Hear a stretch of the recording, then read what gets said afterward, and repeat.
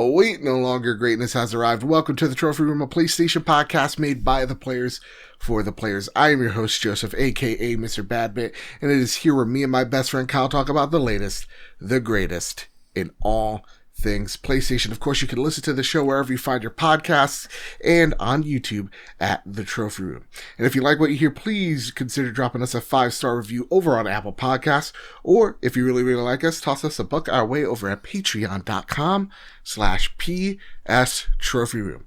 So with all that said, and with all that out of the way, the greatest co-host who ever is, whoever will be, Mr. Kyle Stevenson, how are you, sir?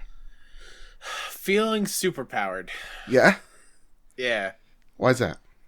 Because I got the first dose of the vaccine, man. Woo! The powers are setting in. Congratulations. Thank you. Have you grown scales? Do you have hair where hair used to not be? What's going on? I went for the premium loot box. Okay. When it comes to the vaccine. Great. Not the basic one, like the premium. I'm guaranteed a diamond player or higher. Okay. Or an epic weapon. So we'll see. I gotta wait 3 weeks. We'll see. Awesome, dude. I'm super excited that you got it. I'm still waiting for mine. And, we'll start off the show on a somber note because though we're super happy for you, Kyle, and it's a huge relief off my chest knowing that one of my friends, knock on any type of appliance in wood, is safe. And, again, this week's been really hard on this community. And I hate being somber, but we lost 2 members of the community over the past few days. We lost my brother, Bobby Pauls, the Nintendo guru. Without him, there would not be a trophy room. Without him, I would have quit this a long time ago. And I owe a lot to that man. And I'm going to make sure it was not in vain. I'm going to miss him so much. Miss him every day. And then over the past few weeks, we suffered a hit. Dizzy, member of the Iron Lords over there. They do great work. He was the COO, Chief Organization Operator, right? Is that how I don't know. Or operating officer? Operating officer. This man been through so much, fighting cancer, from what I understood, in remission. COVID got him. And, our hearts hurt for our Iron Lord brothers over there. Everybody, both of them have GoFundMes. Dizzy leaves, his wife and a child. Bobby's family also hurting as well. So please, if you got a buck or two, throw them over there. Don't worry about us this week. We're fine.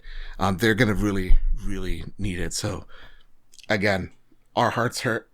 This is a hard week, and honest to God, Kyle, I debated on maybe we skip out, maybe we throw a rerun of the show from last week or something, but I need that escape. I know so many others need that escape as well this week. So that said, not gonna pimp out the Patreon, but I do want to thank our patrons. I want to thank our platinum producer, Todd Burwitz, and Too Soon. We want to thank our gold members, Chaotic Monkey, Gavin Gottfried, Griffin West, Jose Jimenez, and Jedi Master Ren. I want to thank our Silver Plus members, Hide Indoors, Marcus O'Neill. Oh, it's just Ray. JB, the Purple Monkey, and also AKA my brother, Jadis Von Metal, Tim Ulf, Justin Rodriguez. Thank you all so much for supporting us the ways y'all do. Again, this week, listen, it's been hard, but there's a lot to talk about, and hopefully we could provide you that distraction that so many of us need. Today we're going to talk about Elden Ring and the leaked trailers and why everybody gives a crap. We're going to be talking about the PlayStation Store ceasing purchases of rentals, TV, movies, etc. We're going to tell you about all the things shown off at the little PSVR event today, and we're also going to be talking about how PlayStation 5 may or may not let you use a banana as a controller. And of course, Fall Guys being purchased by Epic. And with all that said, with all that out of the way, Kyle, you're in for the banana controller story, No, most of all, I could Yeah, tell. looking through the doc, I'm like, there's no way this is a real headline. There's no way this is the real thing.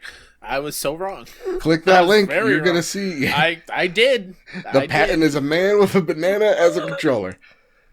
Like, Someone drew that in a patent. Shoulder buttons. Kyle, it's time to square square have the haptic news. feedback? Who knows? Oh, There's only one way to find out. By squaring up the news. The first one comes from Oscar Gonzalez over at CNET. Elden Ring trailer appears to leak online. Since its reveal at E3 2019, From Software's Elden Ring has become a highly anticipated game. It will likely be a must-play for many gamers when it's released for the PS4, PC, and Xbox One. The Dark Souls developer worked with Game of Thrones author George R.R. Martin to create a new world, and thanks to a new leak, fans may finally be getting a glimpse of the action. Snippets of a purported trailer first appeared on Twitter on Monday, and then a trailer was uploaded to YouTube. The video has not yet been confirmed by publisher Bandai Namco as the trailer for the upcoming game. The footage contains a few trademarks for From Software's games. In one shot, the player's character sneaks behind an enemy and stabs them in the back. This is me. Most generic sentence I've ever read for a video game. There are back to the story. There are 2 glances at magic being used in combat, with one surrounding the character and then shooting out, similar to the homing soul mask spells in the Dark Souls games. There's also a spell that appears to create a magic spear that's similar to the various magic weapon spells found in the developers' games. And it wouldn't be a From Software game without huge bosses, as shown multiple times in the leaked trailer. 2 more leaks appeared Monday and were combined with the first 2 to create an almost 2-minute trailer. More of the world is shown, and again looks very similar to From Software's Dark Souls games. Then in the final leak, a character in robes appears and seems to be the antagonist in the game. The game's director, Hidetaka Miyazaki, said that Martin created the Mythos and that this would be one of the developers' biggest games ever. Elden Ring's initial release date was set for March, but appears to have been delayed due to the pandemic. On Monday, Bandai Namco also trademarked Bandai Namco Next, according to Nibelian on Twitter. This could be the publisher's own showcase happening soon, which would likely prominently feature Elden Ring. Kyle. The internet, a few days back, freaking out about all these trailers as the days happen and as more leaks get revealed, more weird, blurry camera angles and shots of this game. It led me to only one question about the Elden Ring. That is, why do people care so much about it? It's a great question.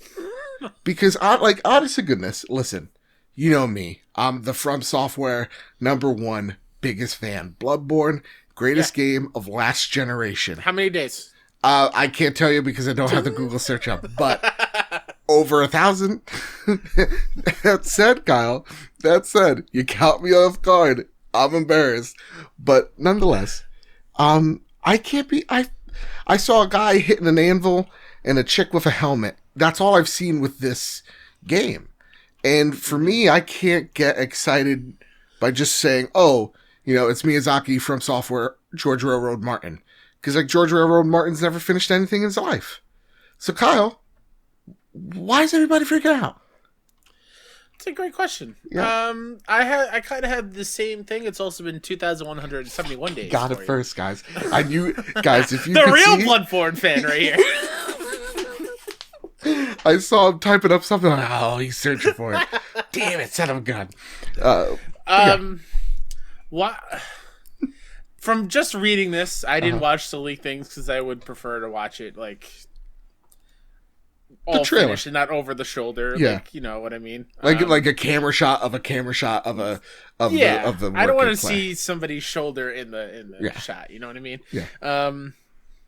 It to me, from everything that it sounds like, it just sounds like another Dark Souls game or Souls game where big bosses. Sneaking up and stabbing people at the back. Which is not a bad thing.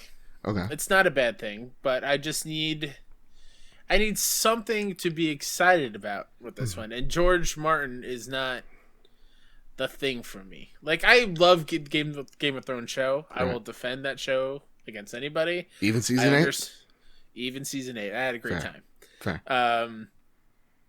But even that doesn't move the needle here and there because, like you said, his storytelling is so wide and dense, and I don't think he's ever going to finish the books. And he has more projects that I think he said he was doing now. So like, I'm pumping the brakes on any excitement for it. Again, it's not my jam anyway, but I'm excited. I want to be blown away, kind of like watching Sekiro for the first time. Yeah, like, oh man, there's a grapple hook. There's this giant ass snake just chasing you around the map. Like that's exciting. Yeah. So far, from what I've read, it just seems like another Souls game.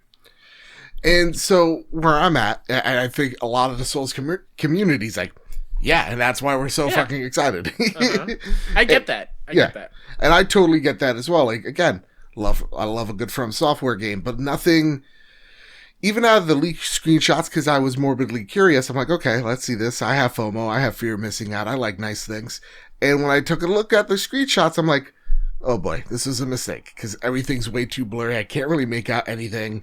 This may not be the best first impression this game's leaving on me, because, again, you got the huge watermark over it as well. So it's like, okay, I'll wait till the trailer.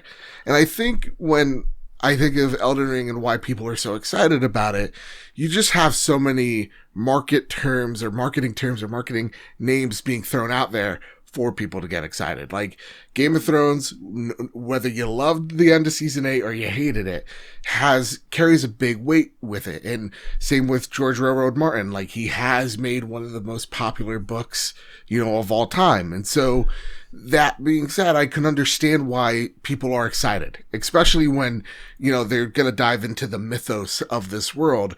It probably means like George Railroad Martin is just kind of building the foundation of what this world is with Miyazaki.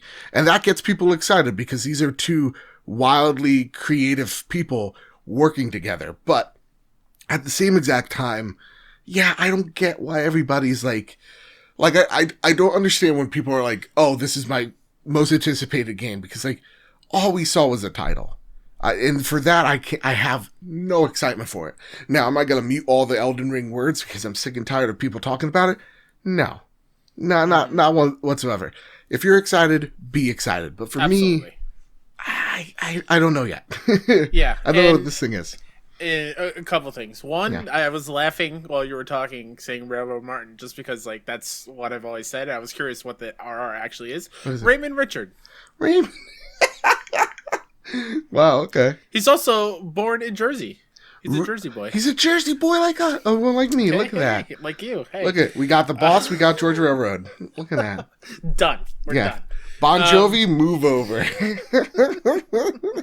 And two, I can already hear people screaming at me like, well, Kyle, it doesn't look exciting. It's just another Dark Souls game. Yeah, well, Uncharted games are just another Uncharted game. Like, I understand. I can feel the anger and the frustration when I say that. I get it. Yeah. It's just, for me, the Souls games don't have that story, right? Like, trailers for me are all about, when it comes to Souls game, in my experience, of here's this really cool looking boss. Here is this awesome world. Here's this blah, blah, blah. Like, there's no character for me to, like, really fall in love with. Yeah. And be excited for it, and that's what that speaks to what kind of gamer I am. Oh god, I hate saying gamer. Person who plays games. There you go. I prefer story, and I want to be attached to characters, and there's no doubt that that does happen for many people who play those Souls games. It just, that's not going to be a heavy thing for trailers. Yeah. Or when it comes to Elden Ring or Bloodborne or whatnot. So. And I bet for me, because like when I saw the blurry images of the Vaseline over the screen, I was like, oh, this is a From Software ass trailer. Like, it's giving you the mystery. It's really advertising the world, the environment, the bosses, and kind of the character second. Like, there's always these classic shots when I think of Bloodborne when they're advertising it of like, here's the shot of you on a bridge. And then on this Elden Ring trailer, it's like, here's a shot of you on a bridge. Here's a big dragon and it's breathing fire. It's like, okay, this is... And so when I see this trailer in real time at this Namco Next thing, awesome. I'm all there for it. That's when I'll get excited because they've actually seen the game and not just a PNG logo of it. So like, for me, that's when I'm going to get excited. But for right now, I'll pump the brakes, and I'm telling everybody, we got awesome games coming. Like, the next month, we got Returnal, y'all. All right? Let's get excited for that. That said, though, Kyle, this Bandai Namco Next, what's that all about? Because everybody's like, there's this Xbox event. Everybody's freaking out about it. Bethesda's going to be there. Todd Howard's going to be there in his leather coat looking cute. I don't know why I'm into him either. But, like, Aaron Greenberg comes out. Thank you, yeah. And Aaron Greenberg's like, there's no event with us in games right now. Yeah. Like, I bet there'll be an announcement thing with them in Bethesda, but they're like, in terms of, like, game showcases, we don't have there's always things happening, but not happening as soon as you think. So, Bandai Namco doing it up front right here, right now, do you think it's imminent, or do you think this Bandai Namco Next is, is it in the next 30 days, or is it in the next 30 weeks? Kyle, you tell me. Oh, man, that's a big difference. It's a George Railroad, Martin. IP, Kyle. I could see it happening within the next month. Yeah. I think if this game is going to hit later this year, I think having let's say this Bandai Namco Next thing happens in April, game comes out in October, November, 7-month lead up. I think that's pretty good. Yeah. So I can see it happening. I'd rather it happen earlier than later. Of course, yeah. And this game's been long gestating, so it's not like a Fallout 4 situation where that was kind of like almost like a surprise, and then boom, it's out so quickly. This we've known about for years now, so. Right. And for me, I'm thinking it's by the end of April, we'll see what this game is. We'll see what Bandai Namco has. I know Jason Schreier, a man who hates everyone, but we, for some reason, keep coming back to him. He said that this game's been delayed multiple times. It may be even delayed outside 2021. So, that said, I think if it is this year, we're probably getting an event sooner. And if it's not this year, we're probably going to get an event at whatever E3 is. Or what. Yeah. It is. So, that's what I'm thinking. When? But, yeah. Why? How? Just all the question marks. I know. Why E3? Yeah. Why is E3? And here's the bigger question.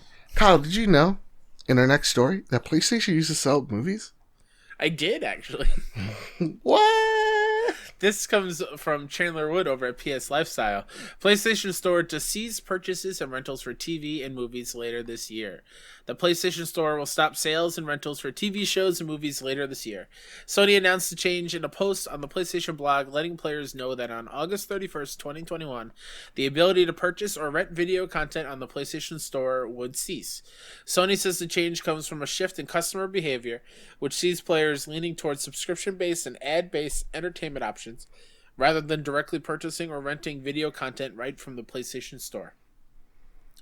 Players should note that any previously purchased video content will still be available for on-demand playback via PS4, PS5, and mobile, but the ability to make new purchases will be going away. With PlayStation consoles, players can access a variety of streaming services like Netflix, Hulu, Amazon Prime Video, HBO Max, and more. In addition to the accessibility of video streaming services outside of the console, this left the selection of video content on the PlayStation Store in a weird place, strictly offering sales and rentals while other services provided subscription or ad-based options. Rather than try to compete with those other services by evolving the video content offerings to match their competitors, Sony has opted to discontinue further sales and rentals via the PlayStation Store. Kyle. What an intriguing topic of that. Oh, it's Just Ray. Writes in like you can too over at Twitter at PS Trophy Room or over at our Discord server. We ask questions each and every week, and y'all send them, and we love you for sending them. And he writes in, with Sony shutting down its movie and TV rentals and purchases on its PlayStation Store, how do you feel this affects Sony in the non-gaming space? Sony, PlayStation TV shut down completely in 2019. There is talk of Sony maybe moving into streaming service for movies and TV shows. Did you ever use PlayStation to rent or buy movies and TV shows? If the answer is no, congratulations, you killed the service. Would you be interested in a streaming service from Sony? a lot of great questions here. And I like how you said it. Did you ever buy or rent movies off the PlayStation Store? If not, it's your fault. I have. Kyle, how does this affect Sony in the non-gaming space? Because a lot of people don't know, but like, Sony isn't so much a tech company anymore. I mean, they're still there. Don't worry. They got big semiconductors that Microsoft wants. They're making your PlayStation 5s. But the thing that makes them a lot of money is they're a big production house. So they make a lot of movies and they make a lot of TV shows. And they sell those TV shows to like a Netflix or a, Apple TV or whoever will buy them. So like Breaking Bad is a great example of the Spooderman movies that you think are MCU, but actually are, the money is Sony's. All that is them. So how does this affect Sony as a non-service front, or non-PlayStation front rather?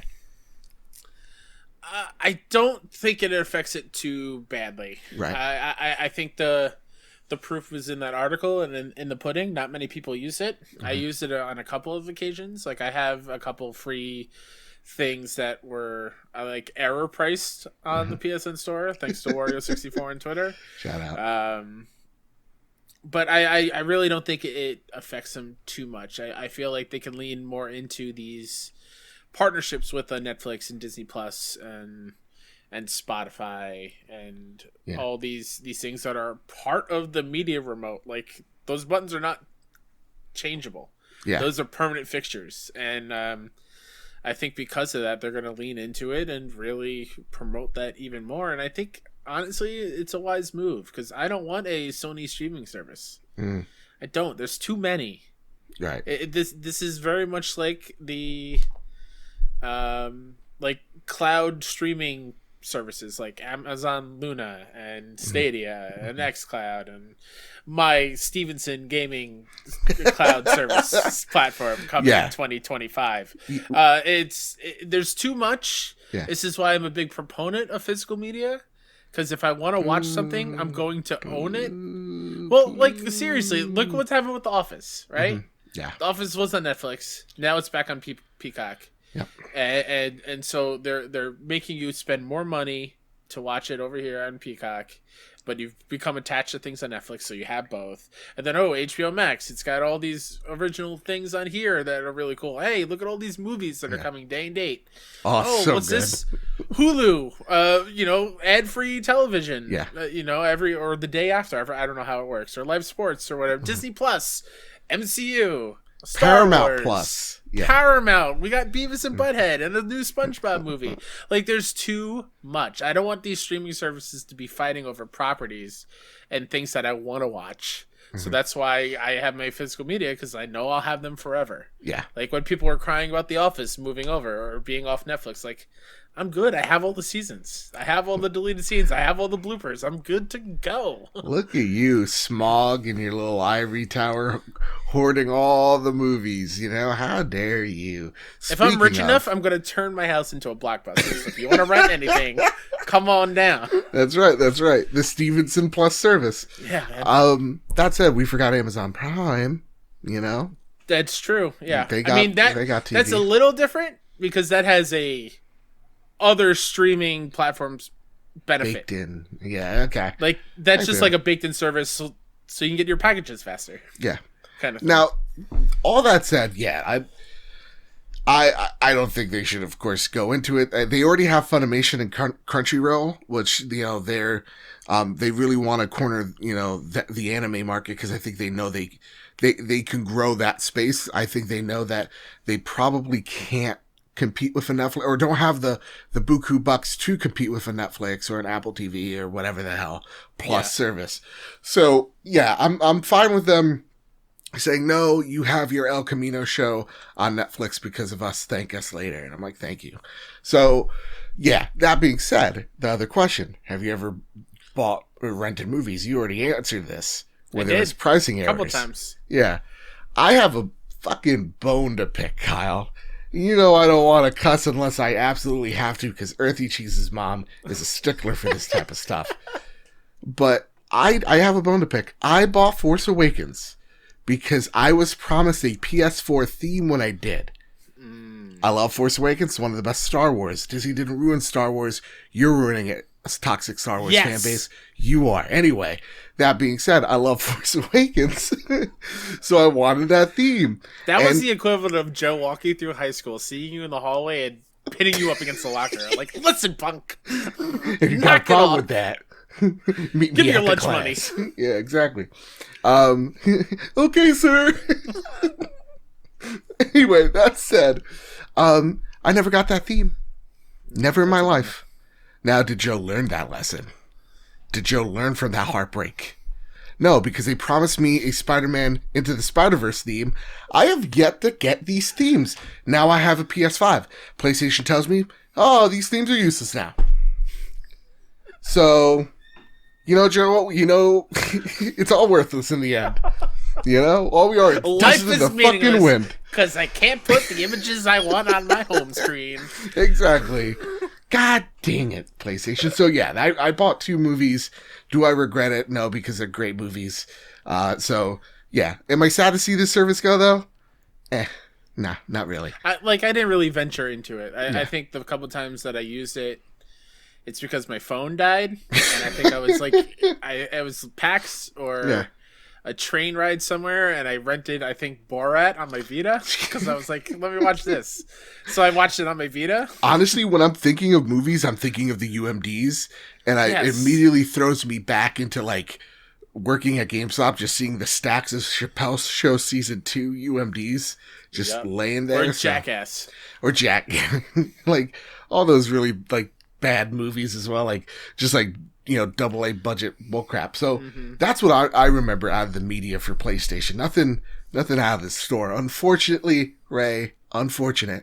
But I will tell you, Ray, to make it up for you, I use my PlayStation now way more than ever for the media app. Like those streaming services that are too many, I'm using that constantly. Like I'm using that remote as well more than I ever have. Like my PlayStation 5 is my media hub. So yeah. My question, Joe, is with all these TV shows in the works. I mean, Last of Us is going to be on HBO, but like this Twisted Metal show, or these other properties that were hinted at as shows, are they going to be sent out to different streaming services, or Absolutely. are they just going to pick HBO and be like, here? No, HBO. Listen, I don't see HBO. Twisted Metal HBO show. I don't see a Twisted Metal HBO show. You know, HBO is like the fine wine. You know what I mean? It pairs well with, and I don't think Twisted Metal is that fine wine. You're telling me Ape Escape is not going to be on HBO Max? No, I'm telling you that's on the Turner Classic cable. Pa Rappa the Rapper is not going to be on HBO Max? You're telling me this? You were at best FX. Also, I don't know if those are rumored shows. They're just pulling them out of my ass. It's fine. Yeah, no, absolutely not. That said, though, Kyle, Paramount Plus, they got the Halo show. And I know we're a PlayStation podcast. I know I shouldn't be excited about the Master Chief, but I swear to God, once I see that big green bastard, like in the they had a real life warthog. Like there's a blurry image, like I was camera of a camera shot. When like the Halo movie was rumored. And now it's finally happening. It's too long. But don't worry about it, Kyle. I graduated high school in 2005. This is way too long. Kyle, how old were you when they had the Uncharted movie? Remember that? And how blessed are we? We're going to have a Halo show with a warthog. We're going to have Tom Holland, that beautiful little hunk. We need to protect him, as Nathan Drake. We're going to... A Hispanic Joel? Come on. Oh, yeah. No, we're lucky. Sure. We're blessed. We're in Mark the land Wahlberg of as free. Sully? Like, come on. We ignore that part. We have the Monster Hunter movie, Kyle. The Monster Hunter movie. Nate, say hello to your motherfucker. I'm so confused. You know what I'm not confused about? What's on the PSVR? El goddamn Dorado. That's what I'm not confused about. El Dorado? Is that Mexico? Where am I? My name's Mark Wahlberg. I talk to trees. Any movie, he should just end every line he says, I talk to trees. I hear them. All the time. Honestly, he was good in Departed, though. Yeah. Excellent. Yeah. Say hello to your mother for me. He's good in the other guys too. Like he's pretty good True. in comedic roles. And... Yeah, absolutely. You know what's also very good that everybody just seems to overlook? The PSVR. Right? Matt Purslow over at IGN What a transition. Has a rundown of everything announced for PSVR today. Starting with Doom 3 VR Edition. Releasing on March 29th, Doom 3 VR Edition is, well, exactly what it sounds like. It's the survival horror-ish Doom game from 2004, including its expansion packs given a VR makeover. That means peeking around corners, angling shots with flashlight-mounted weapons, and using a 180-degree quick-turn system to take on any hell demons who have got the drop on you from behind. UI HUD elements have been placed on a new wrist-mounted display for immersion. Second one in this lineup is called Song in the Smoke. From 17-bit comes Song in the Smoke, a VR survival game coming later this year. The game appears fairly traditional by survival standards, but it is the VR elements that look to enhance those mechanics. You'll need to use your actual hands to take meat from a killed animal, bring food to your mouth, manually use tools to create tonics, and bring a knife to a piece of wood to carve it. The game has an early human look to it, with bows, clubs, and basic campfires, but there also seems to be a supernatural element too. This should make venturing out at night, when the game's most valuable rewards will be made available, all the more scary. The game Fracked is a first-person shooter set inside a mountain fracking facility that's been taken over by interdimensional maniacs. It's designed to be an over-the-top action game with skiing, shooting, climbing, base jumping, and ziplining, while also having a satirical story campaign to progress through. Developer Endreams describes it as close to, quote, if Paul Verhoeven made a VR game, end quote, which sounds pretty rad. My little note, I don't know who Paul Verhoeven is. I'm going to look that up after this. Yeah. While created for PS4, it will also feature PS5 enhancements with improved frame rates, loading times, and resolution. It launches this summer exclusive to PlayStation VR. Exclusive, you say? I Expect You to Die Too, The Spy and the Liar. Stop right there. Stop right there. Paul Verhoeven, Dutch director, screenwriter. What's he attached to? What's he all about? Ever heard of a little movie called Total Recall? Ever heard of a little movie called Basic Instinct? Starship Troopers? Robo motherfucking Cop? Oh, okay, I'm in. Oh. I get that now, and I'm in. All right, I'm in. Continue. I Expect You to Die Too, The Spy and the Liar. A sequel to VR's popular espionage puzzle game, I Expect You to Die Too, is a Bond/Mission Impossible riffing adventure with a sense of humor. You'll be using all sorts of fun gadgets and gizmos to foil the enemy's plans for world domination when it releases later this year.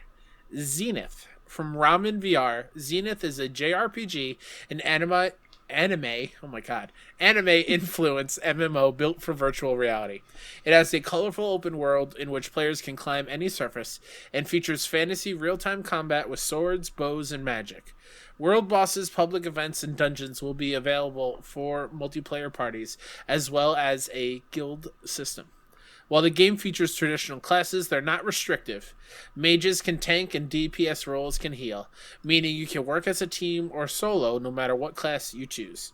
And finally, After the Fall is a new FPS co-op VR game from Arizona Sunshine creators Vertigo Games.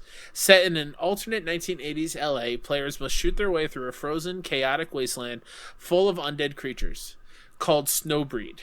These frozen undead are described as not unlike a pack of wolves, and you better believe there are different enemy types, including towering brutes that can instantly flatten you. Ooh, boy, oh boy. So, we got a couple of really interesting, really cool, really unique games that were showcased. Some, like Doom 3. Some we don't, like Smoke in the Fire or Fracked. Kyle, the most famous question out of the most famous Seamus writes in. Famous Seamus writes, here's my question. Okay, shoot. Out of all the PSVR games shown, which one would you want to play first? Which one out of all these games piques your interest? Which one? And take RoboCop, Total Recall, and Basic Instinct out of the equation. You just read these trailers out loud. Which one has you the most hyped? It is the Fracked game. Yeah. Even without realizing who Paul Verhoeven is. Yeah. Fake fan. whatever. That just sounds like a fun time. Yeah. Over the top action game. What sounds like the Blood and Truth. Like it Exactly. totally sounds like those kind of vibes, and I'm into it. They had like a 2-minute trailer on this, Kyle. It looked, and like out of all these games that we're gonna that we're talking about, this one I was like, this one's right up Kyle's alley because it very much screams Blood and Truth by the way you're interacting. So it looks like there's free movement within this game, with those arcadey shootout sequences, and then it has this cel shaded art style, so it screams Borderlands. And like you have like these skis, so like there's like you're in Aspen for the most part, but it's like run by terrorists. So like yeah, like you're like skiing along, doing all types of gunfights and whatnot. This looked awesome. This looked fantastic. Yeah. I always wanted to play. I Expect You to Die, the first one, because it sounded really really cool. Yeah. So I'm excited that's getting more stuff because that is very tongue in cheek kind of humor. Yes. Which I really dig. And then the other one that I'm really, really excited about is After the Fall. Really? Arizona Sunshine was a game I always wanted to play. I just never pulled the trigger on picking it up. Okay, fair. For someone that loves the snow, put me in VR in the snow and just make it like an action type of game. But before you say which ones you're excited for, couple things. Yeah. We need to work on describing some of these VR games. I'm sorry. Talking about this isn't you. I'm talking about Song and Smoke, right? Why is it part of the selling you on the game? Bring food to your mouth. Use your hands to take meat from a killed animal. Yeah. Bring a knife to a piece of wood to carve it. Right. That doesn't sound fun. That here's the thing. It's intuitive, yes, but like, oh man, that doesn't sell me on the game. Okay, but what if I told you the person that's making the art for Song and Smoke is Katsuna Terada, known for his work on Blood, The Last Vampire, and early games in the Legend of Zelda series. Ooh. That's pretty cool. I'm not saying like it doesn't look good. I'm just saying that's not a great way to describe a VR game. I feel you, because actually out of all these games, Song and Smoke is actually the one that I'm the most interested in more than anything, because like you're dropped on this island, very much like survival games, like like Valheim, which is all popular with the kids now, but like like your Minecraft or whatever, but like it's very not to say minimalistic, but it looks kind of basic, like 2000s type art style. So it looks like it could run on a PSVR for the most part, and like pulling back on a bow and shooting an animal, collecting the meat, and like actually having to bang our rocks together to put the fire together. Like that's actually pretty awesome. And even like sharpening like arrowheads to make arrows. Like that seemed really cool to me and really interesting, and taking PSVR to the next level to me, because, I think the one thing that what this spotlight really did well was it showed you this, a whole kind of plethora of games that VR could be eventually. Like Doom VR, we know Doom, right? We've seen it work. But like survival games, I haven't seen many on PSVR. You get your arcadey games with Fracked and After the Fall, but then you get like, your spy puzzle games, and then you get Zenith, this weird JRPG MMO in Which VR. Is wild. That is a VR MMO game. And that, and that's the cool thing, was we saw a whole, just a whole bunch of different looking games in this VR space. And I really appreciated that. So though Fracked was actually my close second in what I was interested in, it's actually Song in the Smoke. It really did pique my interest of what we can do with PSVR now and what we'll be able to do with PSVR 2 whenever that comes out. So yeah, I liked what I saw, but I will say the only game that didn't do it for me is actually between After the Fall and Zenith. The reason why After the Fall is we just saw a CG trailer of the game. Sure. We didn't actually see gameplay. And Zenith, what we saw there, it kind of it kind of looks a little basic. But again, I like the premise that they give off. It's just, yeah. In regards to Zenith, I am way more excited for put on your nerdy glasses because we're about to get nerdy, everybody. One sec. I'm way more excited for my idea that I've had for the last year or two is to make a D&D game in VR. Ooh. An RPG where all the players are you're rolling for your characters, you have your character sheet, and then a DM is making this world and setting these monsters, and you actually fight them and are on a board in VR. I just feel like that would make D&D even way more immersive. Yeah. And I think that'd be such a cool concept, and the fact that they're tackling an RPG in VR, I think is a great first step. Yeah. Towards hopefully eventually getting to that point where that doesn't seem like such a far-fetched idea. Yeah. No, and I like where you're heading at too. Again, when it comes to VR, it's kind of like, these games are great prototypes for what we really want. And that's why for me as an enthusiast of VR, you as well, like, it's important to take these games, get these games, support these developers that are making these games, the ones that you're interested in, and giving them feedback of what you liked, what you didn't, and all that jazz. Yeah. So you're building the future of this medium together. And I think that's the one thing we need. So I hope Zenith is on other platforms as well. I hope all these games come to, Oculus and whatever else is out there. So yeah, that's awesome. But you know what? The future, Kyle, it's not about what you put on your head. It's the bananas in your household and use them as controllers, Kyle. Let's go. Forget about spending $70 on a controller. You Xbox fans with your Elite controllers, get out of here with that. Yeah, I spent $200. We got the entire produce section at our disposal. Exactly. Gabe Gerwin over at GameSpot writes, PS5 could let you use a banana as your controller. Despite repeated attempts at besting it, the standard gamepad remains the best way to play most video games. But a Sony patent application could change things up by letting you use a simple household object as a controller. In Sony's case, it seems to really want you to use a banana. And that's where just the way that was written. Beautiful. In Sony's case, it seems to really want you to use a banana. Just don't let anyone eat your controller before a big game. In a filing spotted by GamesIndustry.biz, Sony said that it, quote, would be desirable if a user could use an inexpensive, simple, and non-electronic device as a video game peripheral, unquote. Enter the banana. This is actually written, folks. I am not adding that in.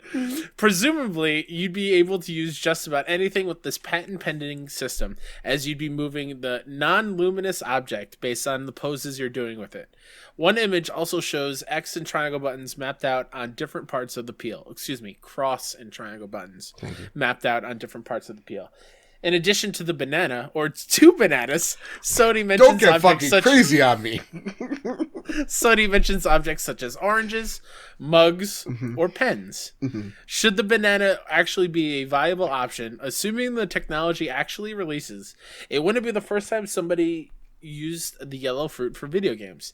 Sony is no stranger to experimenting with game controllers. The new DualSense's adaptive triggers are very unique, offering different levels of resistance based on what you're doing. And it has also used pressure-sensitive buttons for more control inputs before. We aren't sure it will work that well, but we really want to play all games with bananas now. I'm just thinking, I have so many things in my head right now. Immediate thought is, you've seen, like, those nerd rages with people playing Wii, and, like, they're throwing the nunchuck at the screen.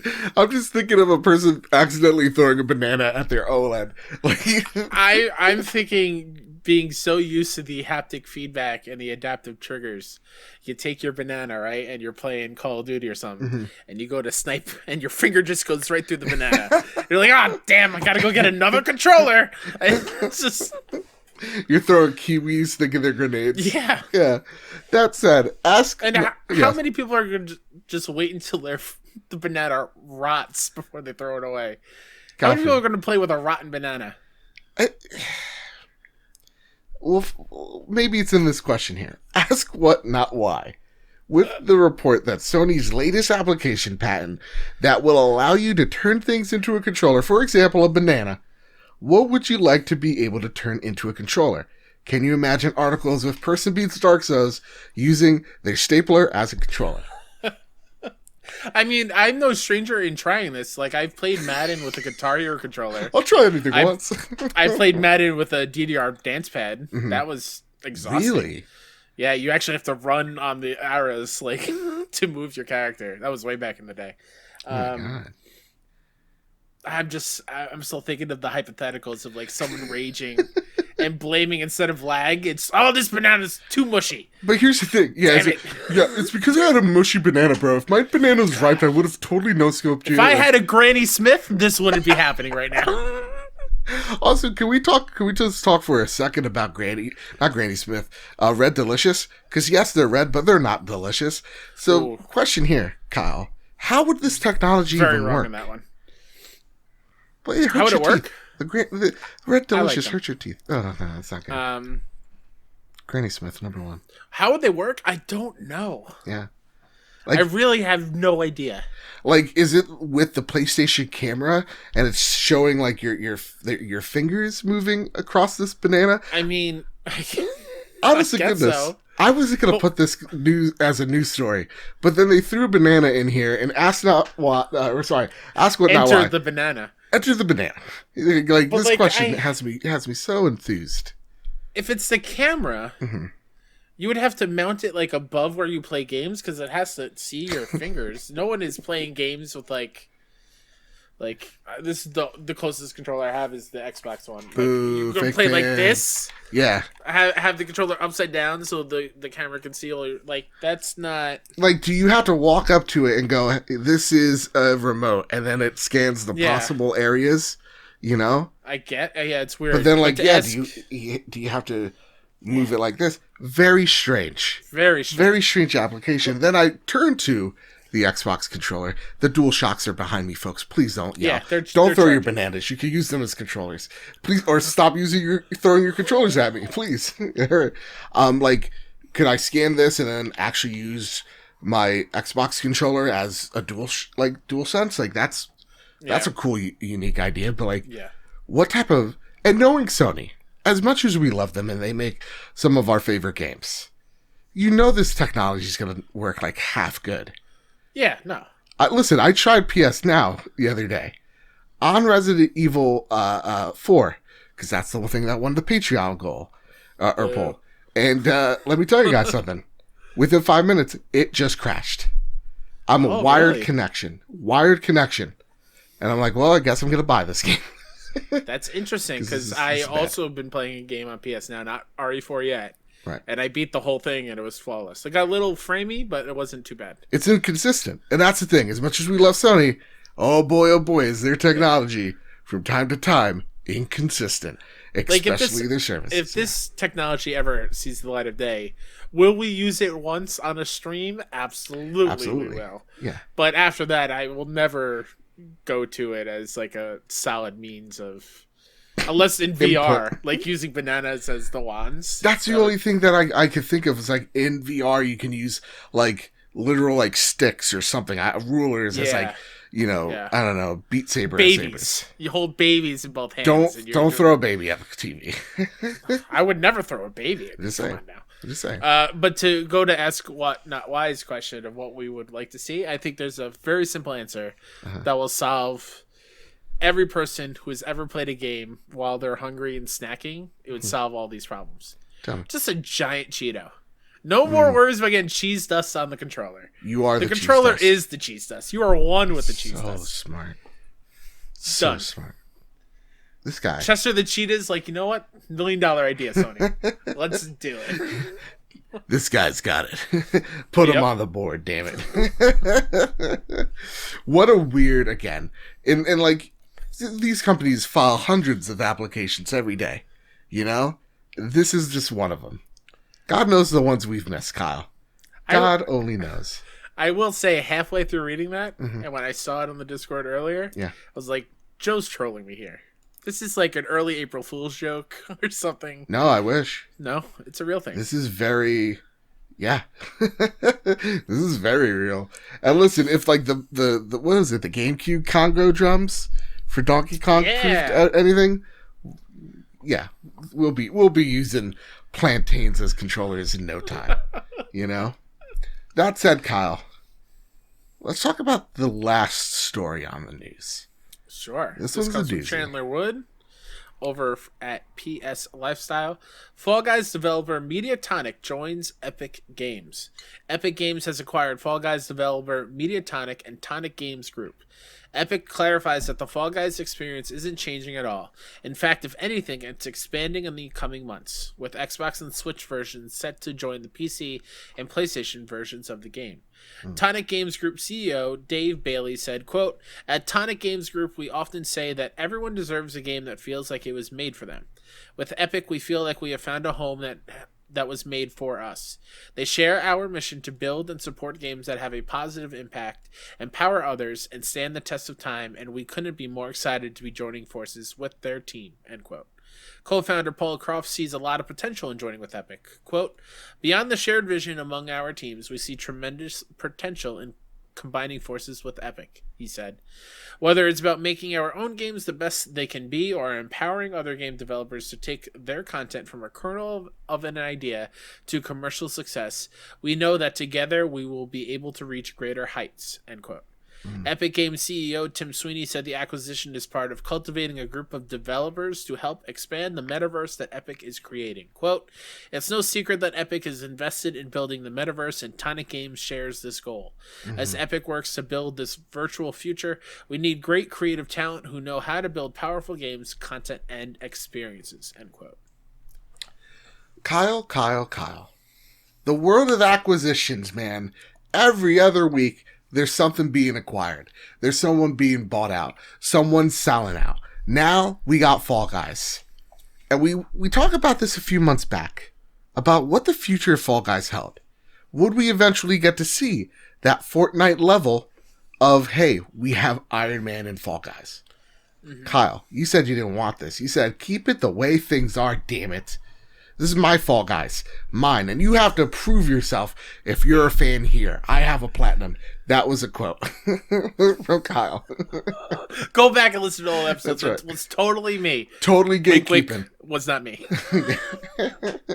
No, but Kyle, this has broad implications for Fall Guys. Because I think the thing that's easiest to spell out here is Epic is really going for these live service games. And if you're a small indie and your game is a potential live service game and it hits, there's a good chance Epic wants to buy you. It seems like Fall Guys being just that with Psyonix with Rocket League. So they got kind of like the trifecta here. They got Rocket League that people love. They got Fall Guys that people love. It's going to Xbox. It's going to Nintendo later this year, right? And then you have, of course, Fortnite. Which, did we get a Victory Royale in today? Yes. Yeah, every day I have a time to squeeze in a Victory Royale. But Kyle, like, what does this mean for Fall Guys? Will we see an Iron Man Fall Guy? That'd be cool. Yeah. I think that'd be cool. Do we see more Fortnite characters in here? Like the basic character skins show up in Fall Guys? Maybe that'd be cool. Yeah. I'm okay with this. At first, I was like, "Oh man, a bummer! Another indie dev being bought out." Like you know me, I'm always scared of things disappearing from the system that I love and the ecosystem that I love. It's a little less of a fear here because Epic will just put it out everywhere. For the most part, at least that's what they've shown. But huge congrats to the Mediatonic team. They 100% deserve it after what they did with Fall Guys. And I'm excited to see what this will mean for the game. Yeah. And not that, like, it's one thing if they bought a developer whose game has some issues, right? Fall Guys and what Mediatonic has done to stay on top of those issues and be transparent and have updates all the time, and like they're already running on all 8 cylinders. Like they're doing a stand-up amazing job as is. So having Epic give them a little bit more money to play with to try new things and bigger things that will only make Fall Guys experience better. Right. So at the end of the day, this is pretty cool. I think what you said there, I kind of want to elaborate a little bit on for the people like, yeah, but like, why though? Because this game was already huge. It's already doing really well. Like, why? And I think it goes to explain it's like bigger things, sure. Expanding the team, sure. It's about also more constant things, right? Like consistency is the thing that spells success for Fortnite. It's like every week someone from my childhood is popping back onto that game, whether it's the Predator, whether it's the Xenomorph from Alien 1 and Alien 2, whether it's, the Master Chief or Kratos or, Tron, G.I. Joe, whatever the old franchise is. And then seeing, X-Men and the Avengers in there as well. Like, it's a huge game, and the reason why is because they could support it constantly with those skins, and the environments and the game constantly changes, constantly evolves. And though, not saying that Mediatonic probably didn't get a sizable boost with, Devolver. There you go. The publisher, Devolver is an Epic. Devolver doesn't have the money, the connections like an Epic has. So, to me, this just goes to show that Fall Guys is going to be a permanent thing. It's going to be a permanent fixture, and God knows that's a good thing, especially in these times where we need it the most. Like, that's awesome that they're going to get the funds to, be not huge or whatever, but to maintain its audience, and then also probably grow it as well, because God knows, once there's an Iron Man skin, I'm going in there. I'm buying it. I'm checking that game back out again, That's where I think as long as the game doesn't change in terms of like, oh yeah, the battle pass, it's free all the time. It just changes. And, support the game via like these skins every once in a while. As long as they keep their culture where, like, say with Fortnite loves that dumb llama. It's still in there. That's the DNA. As long as they keep the DNA of this game, I'm fine. So just give me a giant, we saw what? French fries? Give me a giant onion ring, Fall Guy. Give me a giant Cheeto, Fall Guy. Just follow Psyonix with what they're doing with Rocket League. What are they doing with Rocket League? Like, I mean, tons of updates and cool collaborations. Like, they have the Ghostbusters car, they have the Batmobile. Like, I even believe they have a New Day car from WWE. Do they really? So, like, I feel like they do, or some sort of collaboration with WWE, because they actually sponsored a couple pay-per-views, I think, last year. Rocket did, so. Oh yeah, you're right. Mm-hmm. To expand that to, like, will we get a Kofi Kingston Fall Guys costume? Like, that would be super cool. Just like, I don't know, make them have more collaborations and combinations and cool sponsored thing. Not sponsored. But here's the thing, Kyle. I'm going to stop you right there. We've been very positive so far on the show, and I love it. But at the same time, I fucking hate it, Kyle. Because here's the gosh dang thing. I saw something that worried me. No, startled me, nay, frightened me to my core, shooketh me to my deepest level, like an onion. Shooketh me on this night, Fortnite. When they announced it, Kyle, there was a gif of a Fall Guy, but he looked very disproportional and kind of like a weird, like, mocking like it's in Fortnite skin.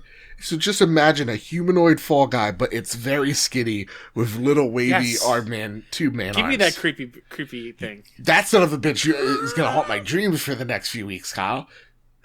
Do you not know about the bean lore in Fall Guys? Yeah, they're apparently like 7 feet tall or something. Yeah, they're like husks, like they've got an exoskeleton or whatever. Yeah. Here's the thing: what would you want to see? Is that the thing as well that gets you into Fortnite? What would you like to see from that in Fortnite form? Like, what does that look like to you? How does that translate? How do you translate? I'll tell you exactly how that translates. Go for it. In Fortnite, there will be a weapon, and that weapon is just the Big Yeetus hammer. That is how that translates. Oh my god! What if that's a weapon you throw when someone's being a jackass and they build the Taj Mahal in front of you? And you just throw the Big Yeetus. And, oh my god! Just destroys them. That's actually a cool gimmick. I was thinking, Epic. Kyle. You're welcome. Yeah, hire this man. Get him on the goddamn board. What do we got to do here, man? Shit. Just, you know what? Suit and tie. Walk in there. You're gonna be fine. My thing, I was thinking, Hexagon in Fortnite. Ooh. Slime Climb in Fortnite. Like, you have these little areas here that fuck with people. Like, how awesome! Oh my god! Would that be? Instead of the walls closing in, Mm-hmm. the different landforms are going under the slimes. You have to go to the higher ground. So instead of thinking it like horizontally, Yeah. you need to move vertically up the map. Like it's a vertical map. I'm You'll gonna start at the bottom and go to the top. Here's the thing. They have that. But god, epic. Oh, do they? Yep. I was about to say epic. Sign me up, man. But that was the original thought. He hasn't touched Fortnite in a I haven't at all. What's locked away in that treasure trove of mind, Epic? Hire this man. But keep him working. Think about everyone's in Fortnite, right? The battle, everyone gets an invitation. Yeah. With like this little 4. And there's Smash Balls. We can call it Super Smash Brothers. Think about it, Epic. Think about it. Think about what money you're leaving on the table by not employing this man. But other than that, Kyle, that's great freaking news. But here's the other amazing news. If you're a PlayStation Plus member this month, oh boy. Oh, freaking boy. Can I stop you right there? Do we have some breaking news? Not breaking news, All right, but something that I just realized wasn't on the doc, but we should highlight before we get to Flash news. The BAFTA Game Awards nomination went live the other day, and between all of PlayStation, they're overwhelmingly PlayStation exclusives are nominated. Last of Us Part 2 is nominated for, or Ghost of Tsushima and Last of Us Part 2 are nominated for 23 awards between them. 10 for Ghost, 13 for Last of Us. Miles Morales has 7, Dreams has 6, and Sackboy: A Big Adventure has 4. That's fucking awesome. PlayStation's killing it at the BAFTAs. Hopefully they walk away with a lot of super dope awards. Yeah. I mean, The Last of Us is going to walk away with a lot of those, especially in the acting category. But God damn it, I'm going to root for Ghost every step of the way. It's such a good game. I was thinking about it the other day, and I was just like, man, it's just... I'm itching to go back in. Me too. I'm looking for an excuse, Kyle. Just give me an excuse. Yeah. I'll buy it again digitally. You know me.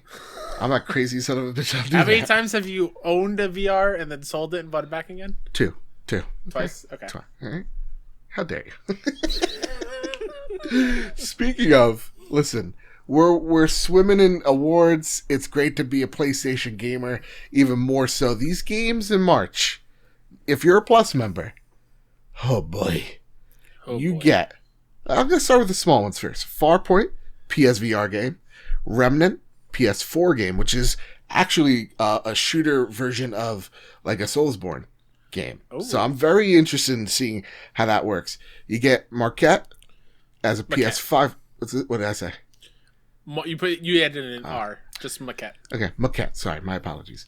And then you got Final Fantasy VII Remake on the PlayStation 4. Now that version, if you're a Plus member, that version will not upgrade to the Intergrade. The free PS5 update. So this is just strictly a PS4 version. How did you think it take that news? Because a lot of people ran with it very negatively, like, oh my god, seriously, Sony really cheaped out. But the way I'm seeing it, Kyle, is they gave you one of the best games last year. Yeah. I wouldn't say cheaped out. I would say a bit of a bummer. Yes. Yeah. But you are still getting a massive game from last year that were on many Game of the Year awards and won many Game of the Year awards and other awards throughout the award season. I think it's a slam dunk for it to be part of PS Plus. And if you haven't played it yet and you're on the fence about it, then it's not as big of a bummer that you won't be able to upgrade because you haven't experienced it yet. Yeah. So that too, how many PS5s are there out there in the world? I know that's a shitty excuse. I get it. But if you're a PlayStation 4 member, or owner, this is an awesome deal. You know, for that's fucking awesome. For me, it's a bummer that it's not on PS5, but the chances of me replaying all that game again just on my PS5 slim to none. I'll turn it on just to give it another go, but just to see what's improved because lighting, but fog, frame rate, performance mode. But other than that, it's gonna be a check out for 30 minutes and I'm out. If you're a PS4 member, this is fucking awesome, and it kind of just goes to show how awesome PlayStation Plus has been the past few months. We say, they are killing it. We're a broken record at this point. Kyle, here's my question though: It's one that keeps me up at night. It really does show that PlayStation's going somewhere with PlayStation Plus, right?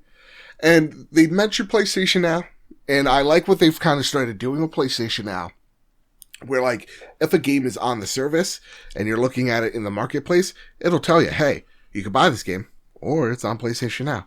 Mm-hmm. Where do you see like I'm not going to be like what's next for PlayStation Now, but like PlayStation Plus, but like what are your feelings on where we're going next? Not just like next month, but like with the future of this service. Do you see it evolving, Kyle? I think the evolution is already in the works and has happened. I think, PS Plus has been... I mean, we've been a broken record and saying PS Plus has been awesome for a very long time now. And sure, there have been down months here and there, but since PS5... the month-to-month offers for the free games have been stellar. Yeah. Absolutely incredible. And what I love is having one title from previous months carry over for an extra month. So like Bugsnax was 2 months. Destruction All-Stars is still available until April, I believe. Yeah. Just little things like that to add more value in there for new people in case they miss out. In addition to with PS Plus, you get the PS Plus instant game collection thing with banger after banger of great PS4 titles on there. It's catching up. I really, again, broken record, but like PS Now needs some sort of revamp to even make this even better, in my opinion. Because it just seems like they're so focused on what Plus is offering, and it just seems like now it's just constantly taking a back seat to whatever Plus is doing at the moment, which is strange because like you would think PlayStation Now would be the thing that single player gamers like you would be into because you have this just huge library of games past and present there, but a lot of it is like on that streaming service that is either hit or miss, inconsistent, or like they're like a couple years old and it's like we've been there, done that. And even I'm trying to look right now of what the PlayStation Now games are this month, and it's just it just often gets compared to Game Pass, and Game Pass is just such on another level that it's almost like an unfair comparison. It's never it feels like it's never good enough, as where PlayStation Plus seems like it's constantly just crushing it. Like I don't even know what the game, and I hate to do the like us versus them, Xbox versus PlayStation thing, but like I don't even know what the free games with gold are on Xbox, because we're kind of groomed to know PlayStation is PlayStation Plus is just the dominant service in terms of what it offers us, and it's the other way around when it comes to Game Pass. It's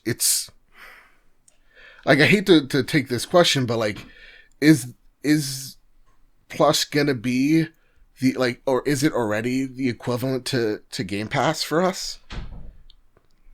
I think it's as close as it's gonna get. Yeah. In I want to say the next year or two. Yeah. And that's not a bad thing.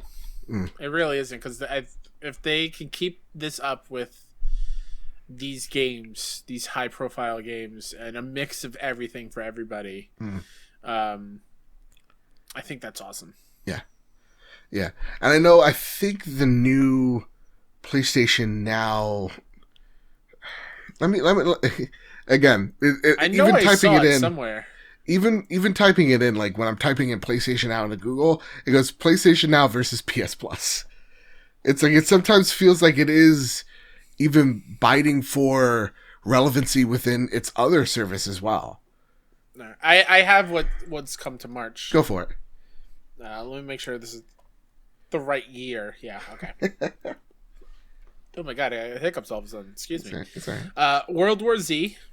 Awesome game. Available until September 6th. Okay. So here's the weird thing with now, where things are available until a certain point, which is odd. Right. Ace Combat 7, Skies Unknown. Okay. Available until May 31st. Okay. Infamous Second Son. There's no date there, but that's there forever. That's also on the Instant Game Collection, I'm pretty sure, for PS Plus. Yes, it is. And Super Hot is coming to PS Super now. hot. Again, and like these are good games. Just why aren't they advertising them as such? Yeah, right? It really, and I, again, broken record as well. It just really makes me feel like you should be tossing these services in with each other.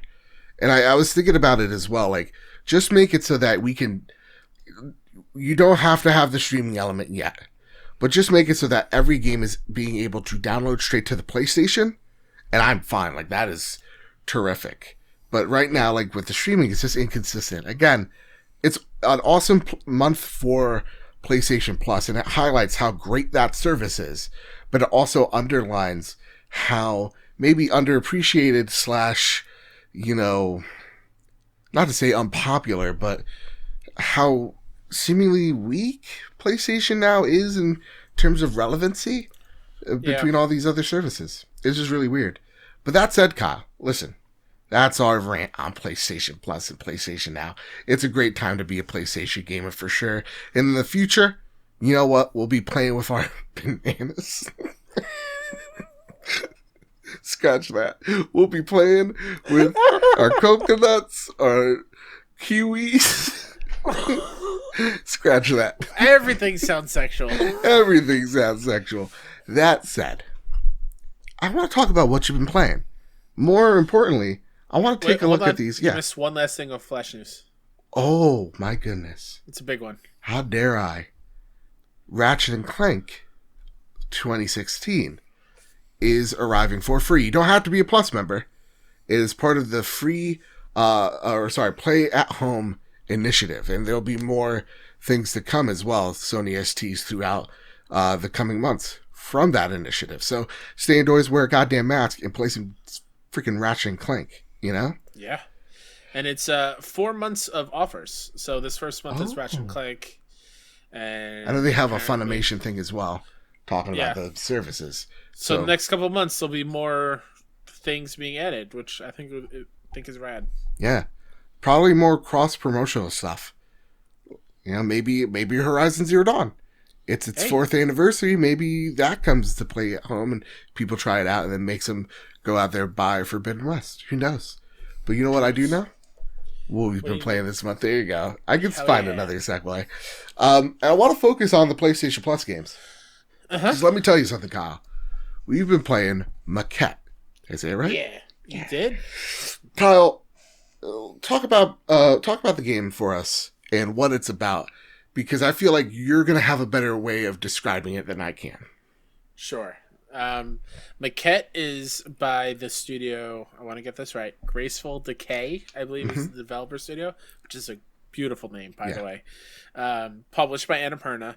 It is a world puzzle kind of game where you have to manipulate the objects in the space. So think of it like the other game Superliminal, where everything's about perspective, and if you line up the images on the wall, when they get together, a door will open, kind of thing. Like, it's using the environment and the things in the environment and how you manipulate them in order to solve these puzzles and move on. It is beautifully voiced by actor Seth Gable and Bryce Dallas Howard, who, upon finishing the game last night, it's a short game, like 4 hours and under, if you're not stuck, not done by puzzles like me. I believe in you, Joe.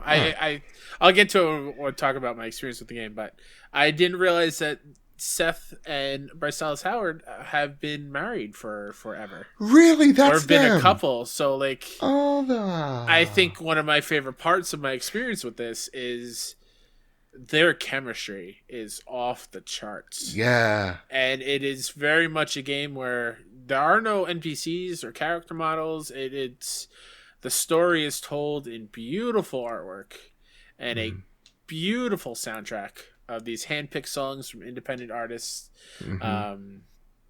And just, it is, I cried and teared up multiple times because it's just so full of love.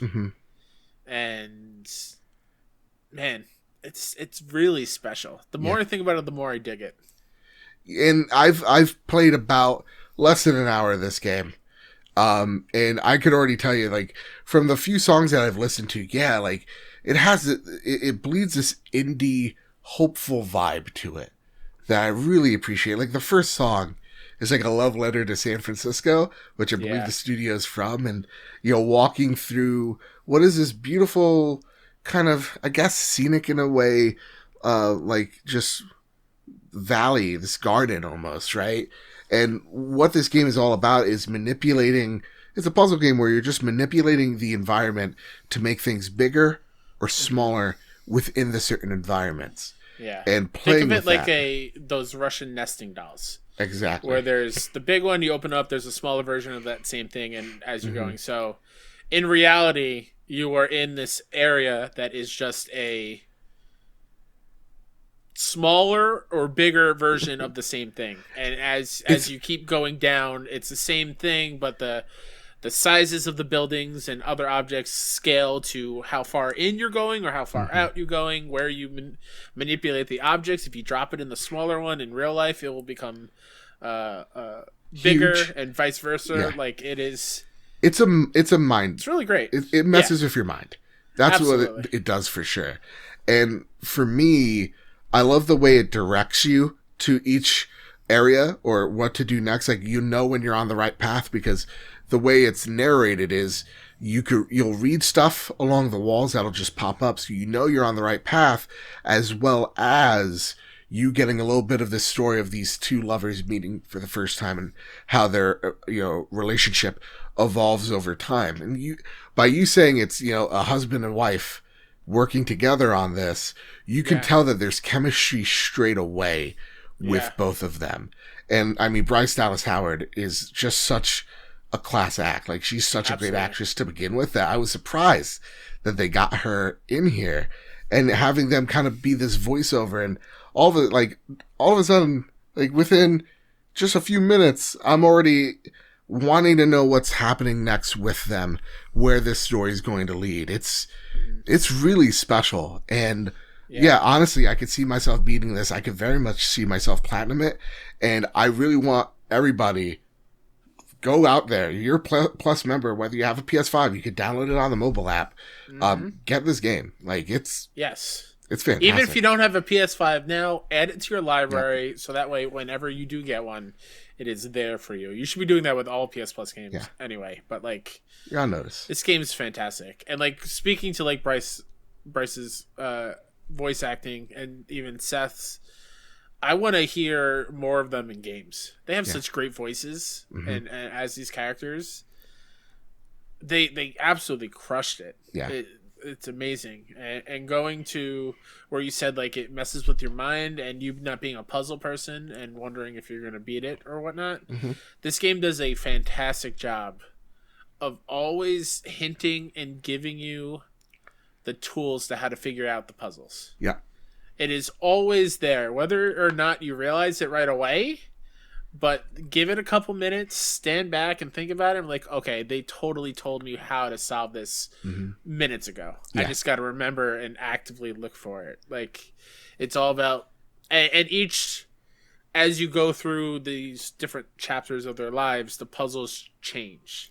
So you're not always manipulating the size or whatnot. Some have to do with using certain color gems to get through certain color gates. There are ways to figure out how to access higher doorways when you become smaller, because you're going really deeper into the thing and you're getting tiny as the buildings and everything grow. So the puzzles change throughout, but they really give you the tools in order to succeed, unlike old school puzzle games where, like, all right, just figure it out, trial and error. They do a really good job at doing that. It really does it gives you the satisfaction, that dopamine hit of, like, when you solve it, you're like, oh, I feel smart. I feel like I did this. And there were so many times like, oh my God, stupid. Why didn't I think of that? There's a lot of eureka moments that I've already came in contact with that. This game's going to be really, really something special. I'm really, really digging it. That said, Kyle, you played a game, a demo of sorts, that I also yeah. played, that we have maybe, possibly, deviating opinions on. Okay. All right? You played Outriders. I did. This is a multiplayer. They're not calling it games of service. They're like, we're taking it old school. This is a game. We don't have any microtransactions. We're going to tell you up front, here's the demo. Like, progress will carry forward. What are your thoughts on this? This is from People Can Fly. Their previous games involved Bulletstorm. They involved Gears of War Judgment. And then you got Square Enix, which is just already an odd pairing between the two. How did you like this game not to say apocalyptic, but it's post-humanity, where people are going out there, Earth has been destroyed, you're trying to colonize Enoch, this world, and when you arrive there, this world is not what was said. This was not the haven, or the Earth 2 that we were expecting. This thing's angry. So, take it away, Kyle. What are your thoughts on this game? There are so many things that I dig about Outriders. Tell me. But then there's so many things that pull me back down. And, like, this is totally a very generic game. Mm-hmm. And it feels early PS4 generation. Oof. Okay.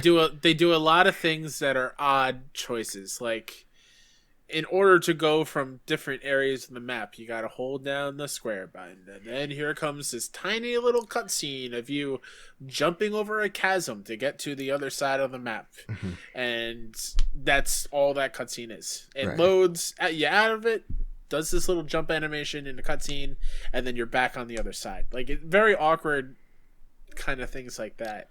Mm-hmm. I dig the setup in the lore. Really? I think it's interesting enough to where, and like the designs of the enemies and the monsters and the worlds look cool to me. I dig the powers. Mm-hmm. I think the powers are super cool in using them in combat. Very Destiny-ish. It's Destiny meets Division. Yeah. It's a cover-based shooter, but since it is People Can Fly, they're really like, you need to be aggressive in this game still. Mm-hmm. Because in order to heal, you have to use your powers to inflict status ailments on your enemies, and by killing them or damaging them, that's how you heal. There are no health pickups. That is how you heal in this game, which I think is interesting enough. But once you're out of the battle, it is so generic. Yeah. It's not... I'm not feeling pulled in and wanting to go more. Like, the story isn't gripping me. The writing isn't great at times. Oh, it's bad. It's real I'll bad. just straight up say it. It's bad writing. The technical side of things, like the mouth not moving correctly with the words, and the subtitles being like 3 lines ahead of what the audio voice and font is doing. Being like -3. So tiny. There's so many tech side of things, and like, am I wrong in saying like it just feels like a early ass PS4 game? No, I think you nailed it on the head right there. Yeah. Like, it has promise, and I don't think it'll ever live up to that promise. Yes, like, it's cool that they're like, hey, we got these values in terms of what we view as games of service. Like, this game has 4 different classes. There's a sniper class, a trickster class, tank, and pyro class, right? So you could set things on fire, be medium range. You could be the tank, which just lifts stone and puts it on yourself like as armor. You have a trickster class that you could teleport and slow down time and slash people. And then you got another sniper class that shoots people from afar. I forget that one. It's electricity, ice, fire, and I guess the stone one. The Earth, Wind, and Fire. Yeah. But not the band. So that said, the combat itself has started to feel good for me.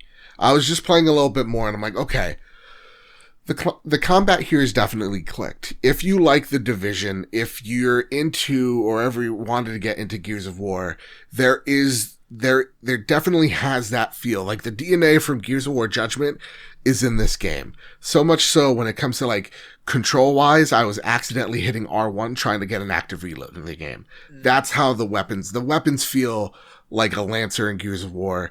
The shotgun feels like the sawed off from Gears of War. Like it just, a lot of it is things they've learned from previous games. That said, the writing is very atrocious. To me, if I feel like I wrote that game, that's how I know we got something bad. Also, there's a race going on. And there's no way this mic is not picking that up. No, I hear it. Yeah, that's outrageous. Talk about that. That guy's racing home to play Outriders. Jesus. So, to me, if I feel like I wrote the dialogue, I'm like, there's something bad here. Because, like, there was one part where I enter into this room. She's like, oh, like Eric, I don't know, the guy I'm trying to rescue. And two guys are like, what are you doing here? She's like, I thought this was the bathroom. And she pulls out her gun and like kills 3 guys. I'm like, what type of one-liner is that? That's Bulletstorm. And that's the Bulletstorm kind of like. But the thing is, Bulletstorm never took itself seriously. This game is taking itself incredibly seriously. True. And like both the male character that you choose or female character that you get to choose, both of their voice acting is just bad. It's so flat. They feel flat and they feel so quiet. It's so strange. And they put so much emphasis on this story, but like, you're right. Like the universe is interesting. I'll give it that, but I can't really tell what's going on because with every scene, there's a shaky cam element. Like someone watched the, Jason Bourne movies and they're like, what would be even better about these movies? If we shook the camera even more. Yeah. And like, I'm going to put that in a game. It's also unusually dark for no reason. Yes. The lighting is just, there is none.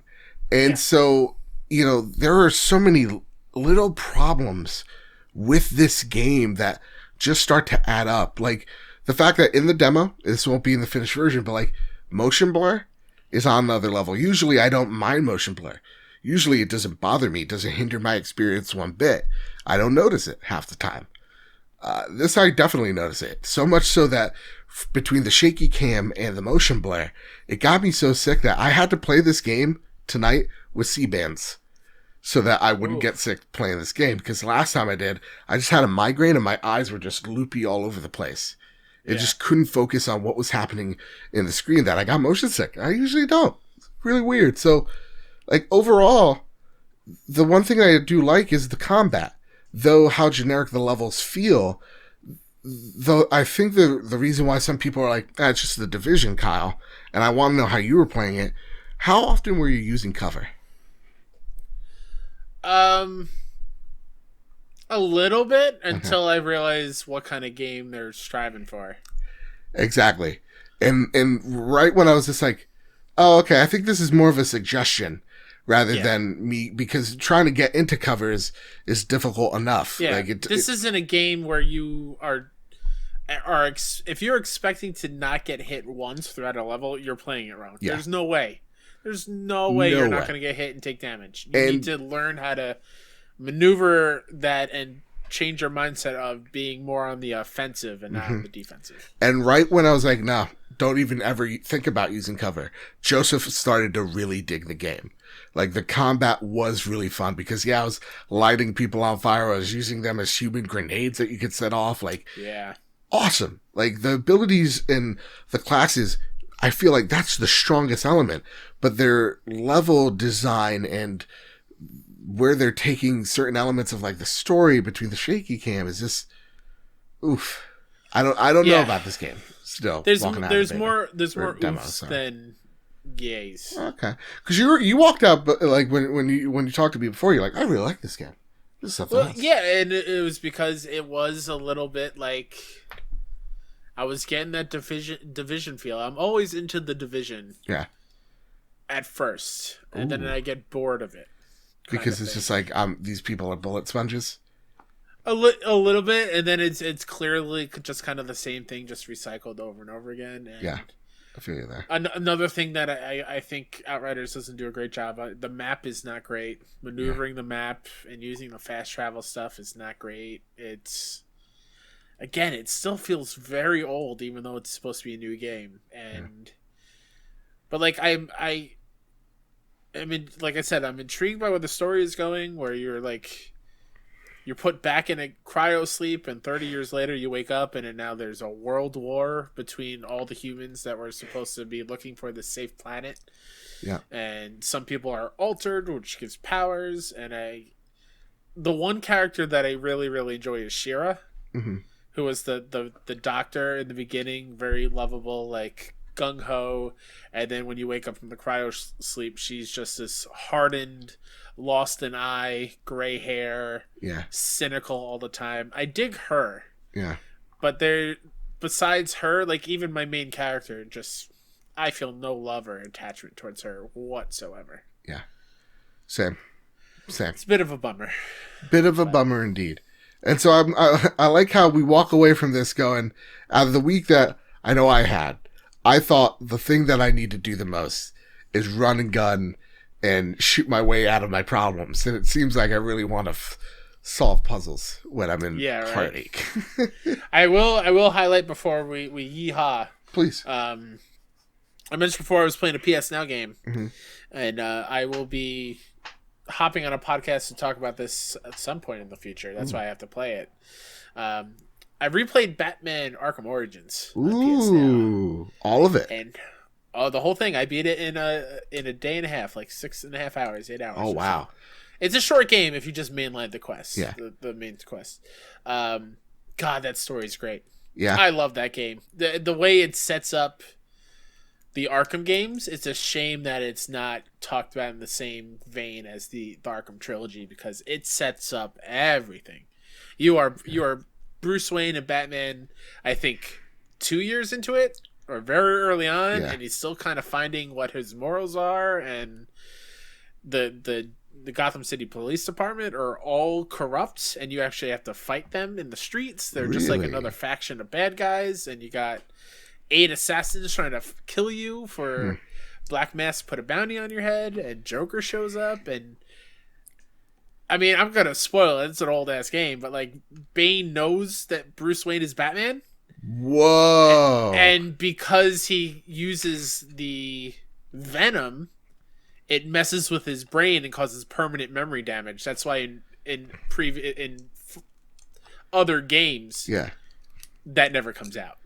Like it's little things like that they set up for the future Arkham games, or the Arkham games that were already there, that just ties it all together in a beautiful way. And the one bad thing or missed opportunity with PS Now is give me that Cold Heart DLC with Mr. Freeze. That was fantastic. I want to play that again, and that 100% should be on PS Now. What are you doing? What are you doing?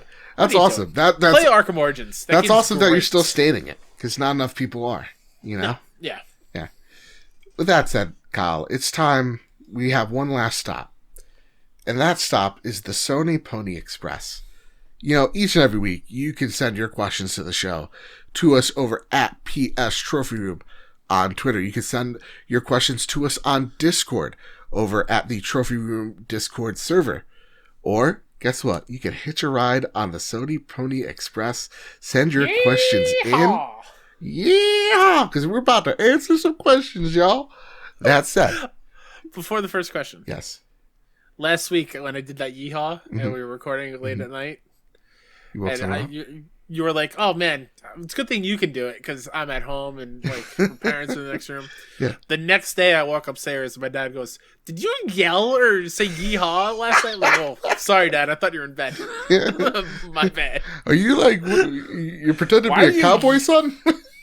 You're 33 years old. What are you doing? Stop being a cowboy. Get a job. Too real. Too real. Sorry. I'm just picturing you dressed as Woody from Toy Story. Be like, no, if I want to be a cowboy, I'll be a cowboy. I'm here to live my dreams, Dad. What you don't see is over there I have a cardboard cutout of a western town. And I just walk through the room Reach for the sky, you dirty scoundrel. Pam, pam, pam with pop caps. Pam, pam. Oh, God. And your dad just sitting there in the corner like, where did I go wrong? Oh, I feel you. That pain is real. Jedi Master Ren writes in, all right, Pony. This is my last shot getting this message to Joe and Kyle. So help me, Sony Pony. You're my only hope. I dig it. It seems that Microsoft may be close to announce the plan for Bethesda titles will be. Let's say Deathloop and Ghostwire Tokyo are the last Bethesda games we get on PlayStation. Do you think that will bolster sales and attention around both of them, or will it be a bittersweet feeling and hurt the two? While you think, I already know what I want to say. Spotify has the song from the Deathloop trailer. Oh, it's called Deja Vu. Mm-hmm. I have listened to it every day since that the state of play. It's so good. It's so good. It's like Skyfall and the Deathloop song are the best James Bond songs I've ever heard in my life. Yeah. So Kyle, I dig the Chris Cornell one. I think Casino Royale is the song he did. Honestly, all the Daniel Craig ones have been pretty fire. Yeah. Except for Quantum Solace. Yeah. But also OP, Live and Let Die, Beatles. It's the fucking Beatles. So you really... Skyfall takes a fucking seat. It's really Live and Let Die. What am I talking about? For sure. Yeah. Do I think they'll get a bump if they are like officially the last Bethesda games on PlayStation? I think a little bit. Okay. Kind of like... It's kind of like when a game gets pulled from shelves. Like it doesn't happen often, but when it does, everyone runs to a GameStop to try to buy it physically. I know I did with that game Too Human for Xbox. I was like, oh, that game's being gone forever. I need to go buy a copy. It's going to be worth a lot of money. Yeah. Spoiler alert, it's not. Nope. And I don't even know where my copy is, actually. So I think there will be a little bit of a boost for people to owning them. Like, that's kind of why I bought the Dishonored collection and the Wolfenstein collection on PS4, just so I have them physically and a way to access them. So I do think we'll get a bump for that, and I'm hoping it's not the last two, but you know my feelings on this. So yeah, we'd be beating a dead horse here, but like if these are the last two, I'll forever hold Bethesda in my heart and then play those games on Game Pass. So like, you know, again, I'm whatever, but I also understand that AAA games are a lot of money to make. That said, Doom, here's a little bit of news for you, a little bit of trivia. 9 months, the span it takes to make a baby. $493 million Doom Eternal made. Whew. Yeah, so good on you. Single player games are here to stay. Deathloop, I'm totally getting. Ghostwire Tokyo needs to prove a lot for me to be worth it, because Agreed. I was sold when we had I forget her name. She's the best. I forgot her name too. Adorable chick I'm into in stage. She's a meme. It's spooky. I forget her name. Nonetheless, I was into it when I saw that trailer, and then ever since I was like, I don't know what's going on with this guy's hands, and I'm out. So Deathloop, I'm in. That the state of play actually sold me on that game. Ghostwire Tokyo needs to do a lot. That said, Z-Child 2010 writes in, hey guys, please be patient with a Sony Pony before please be patient with the Sony Pony before somebody like Elon Musk does. Oh god. All jokes aside, Final Fantasy VII Remake coming to PlayStation Plus. In your opinions, what do you think is the best game that has come to Plus over the years between the 4 consoles? Holy shit, there's been 4 consoles. PS3, PS4, Vita, 5. Wow. This is a staple of a service. Kyle, go for it. Ikumi Nakamura, by the way. Ikumi Nakamura. That's what I was looking for. That said, Kyle, out of all the PlayStation Plus games we've gotten in the past 4 years, man, I'm gonna say the time we got Bloodborne, because that's the easy answer, because it's fucking Bloodborne. But we also got Ratchet and Clank the same year, the same month. But I would also like say any of these recent months, like I honestly think, like Final Fantasy right there. Like Remake, Yeah. might be just the best because like that is literally a Game of the Year contender. Not even a year, and bam, like it's on Plus. Like that's such a steal, you know. I also think it's a cop out if I would say Last of Us Remastered because that was also a PS Plus game, and it's one of the best games ever made, in my opinion. So, but I'm gonna go with another one. Okay. It's Rocket League. Ooh. I think Rocket League is one of the best PS Plus games ever released on that service, just because of how huge it was upon release, how much I played it, and just how long it stayed around. It's also everywhere now. It is good on Psyonix for doing that. Yeah. If you haven't watched the No Clip doc on Rocket League, please do. It's fantastic. Yeah. They were like when it launched, they didn't have enough servers. Yeah. So they really had to put in the work and make sure the servers didn't fry up because that's how many people were trying to play this game. Yep. Yeah, I say Final Fantasy VII Remake, Bloodborne, I think Rocket League. And you know what? Dare I even say? We talked about in this episode, Fall Guys. Yeah, Fall Guys is good. God, this service, it does rock. It's not even... Yeah, it's not even a question. Uncharted Collection. Yeah. Uncharted 4. I mean, Metal Gear Solid, Phantom Pain. Shadow of the Colossus. Yeah. We could go on. Resogun. Oh, but we won't. Oh, Resogun. But we won't. Hide Indoors writes in, what game would you erase from your memory so that you are able to enjoy it again for the first time, even if it would run the risk of you not feeling the same love for the game? Ooh, that's a good one. Alternatively, I guess it could be a game you didn't like before, but you think there could be a chance that it could win you over now. Ooh, that's a really good one. Oh, like, man. What's a game that I wasn't really into that I wish I could wipe my memory of? I actually I'm going to say this. I'm going to take some heat. Metal Gear Solid Phantom Pain. After understanding what Kojima's all about with Death Stranding and enjoying my time with Death Stranding, I honestly think, you know what? I'd sit down, give Phantom Pain a try. Like, I've always wanted to give the Metal Gear Solids a try, and the rumors of, Guns and Patriots, like, being remastered. Awesome. Right? Is it Guns of... No. What's Metal Gear Solid 2? Someone's going to tell me. Sons of Liberty. Yeah. That's a 1-star review on iTunes. I can't believe a PlayStation fan. I don't know Kojima well. I don't know his catalog, so I'm yelling at me. Phantom Pain. I would go back there, and then I think one. I would go back, like, I would Tarantino it. Start from Phantom Pain, work my way to, Sons of Liberty. That is a good one. Yeah. I love Catherine's twist on this, where it's like you might not love it when you replay it, which has me hesitant of saying things like Last of Us Remastered or a game like Walking Dead Season 1 from Telltale, the game that got me into narrative-based games pretty much. Yeah. But I think I'm going to go outside of the PlayStation ecosystem for this question and say Breath of the Wild. Ooh. Just erase everything, because I 30 minutes in and I was like, nah, I'm good. I'm done. Right. I feel like erasing that completely from my memory and starting fresh with it after like just learning of it, I feel like I would love it a little bit more. Okay. That's a good one.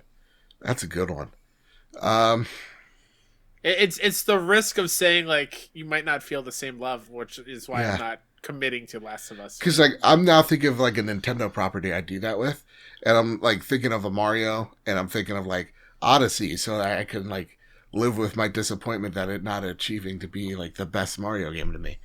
Because I feel like that game gets too much love. And I'd be like, you know what? Maybe it's Super Mario World, because I love Super Mario World. First game I ever beat as a kid. I'd still love that game. Like, that game's a fucking masterpiece. The art style's the best that Mario's ever been and ever will be. That's just a fact. That's just science. You don't like it, get the hell out of here. You're welcome. You know what? I did replay Halo Combat Evolved. And I used to stand for that game. Not so much anymore. I'm like, woof, woof. Silent cartographer. Woof. Library. Woof. Yeah. Yeah. That's the fear. Like, that's why I'm not saying Horizon. I don't want to lose my love for Horizon. You know what the best chapter of any game is called? What? I Could Have Been Your Daddy. That's a Halo. That's a Halo. That's a Halo Oh, deep cut. no. Or could have been your daddy or should have been your daddy. One of the two. Another answer would be Fantastic. one of the older GTAs. Like Vice City? GTA 3 or Vice City or San Andreas. And Final Fantasy 8. I'm not touching 7. I don't want to lose that love. Either 8 or 10. I would want to revisit for the first time. Here's the thing. This question is an episode of itself. It really is. Let's go with Griffin West.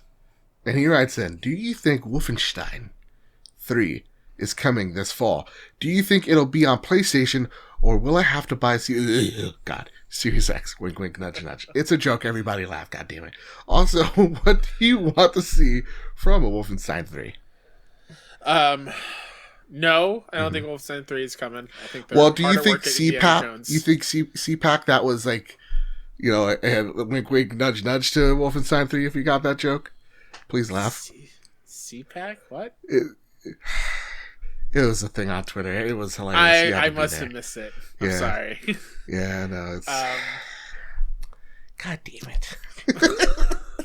Yeah, Griffin, this kind of goes into what the Bethesda thing. I'm not going to repeat myself. I hope it comes to PlayStation. Yeah. I don't have my hopes up for it, but what I want to see from Wolf 3 is I want to see it in a new time period. I think that's what 2 made 2 really, really. Why I dug that so much is because it was in America. It was in like diner era of American diner era of the country where it was all yay government, woo. And that's everyone drinking chocolate malt shakes Yeah. and good old American housewives staying at home and cooking for their man kind of thing. Yeah, but with a Nazi twist on it. Where's the Führer?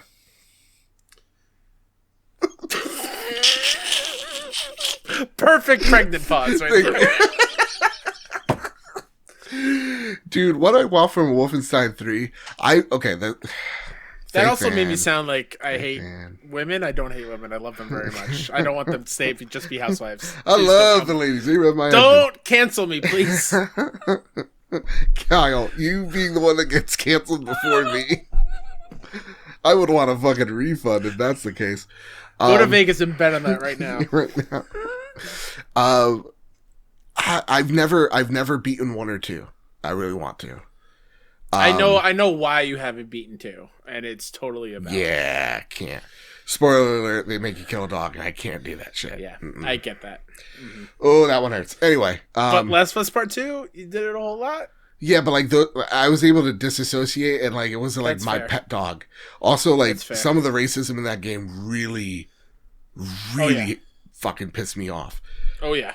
So, I would say I would love a 90s fighting the Nazis in the 90s. Oh god, yeah. And like everybody's wearing like parachute jeans or whatever pants. Oh my god, I would love to hear what hip hop would be in a time period where Nazism was in America. How they would try to tackle that. And again, any game for me to punch a Nazi and kill a Nazi, I'm totally okay with. I'm totally fine with. Yeah, it's like, hello kids, Wiedersehen. I got something that I have to say. We're spitting those lines. Oh no! Irish Joe writes in because that question was like two seconds of becoming problematic. Irish Joe writes in, I have a PSVR and I've gotten a few years. I got it a few years ago. I haven't used it in about a year. Many factors for that reason. I don't have the space when I come home from work. As I drive all day, my eyes are tired. It's so difficult to put a TV to my face. I want to play it as well as watch 3D movies. My question, though, is do you think Sony will use the new camera for VR? Or do you think it will be like the Quest? Because if it's... Yeah, sorry, I'm butchering this one, Irish Joe. Because if it's with the camera, it's going to be very difficult because I don't have 6 feet that I need. Also, Sony said for the last PSVR, that it was easy to port games to where there are many games that were not ported. Do you believe it's going to be the same for the next PSVR? Hopefully, we get Alex in Fallout 4. Fallout 4, at this point, bit of a pipe dream, you know? Yeah. Microsoft really screwed the pooch on that one. But Alex, possibly. I think VR definitely needs all people working together here. I think collaboration is going to breed the success of VR, not the split ecosystem thing. I don't think that works. So that said, do we think this is going to be a camera we're working with, or do you think it's going to be a Quest? We're using motion and the cameras of the headset rather than the camera of a TV. I hope it's like the Quest, man. Yeah. I wanted it to be fully wireless, but the fact that they said it was a single cord PSVR 2 when we talked about it last week, I think it will have to be with the new camera. Yeah. So yeah, a bummer you're going to have to spend money for the new camera. Absolutely. And but if the fidelity is better, I'll take that risk. The having the room the adequate space to play it is also a thing. But I don't know what else is or how to maneuver around that. Yeah, I think that's really, other than how to get as least wires as you can, like to make the setup as easy as it can be. I think the biggest hurdle for PSVR is space. Do you just have the space or you don't? It's really going to is the thing that is the gatekeeper in the room. It's just like, if you have like a coffee table in front of you, can you move it? Can't you not? You know, are you confined? Like, how small is your apartment or your living room or whatever, game room, man cave, whatever the case may be. That I think is going to be the deciding factor. And if they do smart things like with the Quest, where it'll actually alert you that you're getting close to objects in the room, or it actually scans the room itself, I think that's really the way to go. So I kind of think maybe a camera, or maybe it's like optional. Like a camera makes it maybe a little bit more accurate, or, you know, or if it's just without and it's just measuring the environment that you're in. I think that would work. Yeah. Mm-hmm. That said, Kyle, that's it. That's been the trophy room. And let me tell you, what an episode it's been. Yeah. One of our longest, actually. One of our longest. It's honestly just a lot of fun. And I definitely needed that this week. So I want to thank everybody once again for stopping by. And I want to point everybody to our Patreon, but it's for a different cause, I promise. So go to patreon.com/PS Trophy Room. And what we wanted to do was we wanted to pay homage to our friend Bobby. Again, we lost him over the weekend, and I put out a post. It's a mini podcast where I'm venting to Kyle about my feelings as someone who survived COVID. Living with that survivor's guilt and going through the motions of grieving for a friend. It's completely free for everyone. You don't have to be a patron. The reason why I put it on Patreon was so it wasn't on the main feed, so that it's optional, because if you're walking in as a new viewer and you get hit with depression straight off the bat, I would understand. So honestly, I put this out this morning and it has gotten, I don't know, downloads for sure, but it's already gotten as many hits as we would get in a week on the trophy room. So, looks like it's not just me that's grieving, and we're grieving together.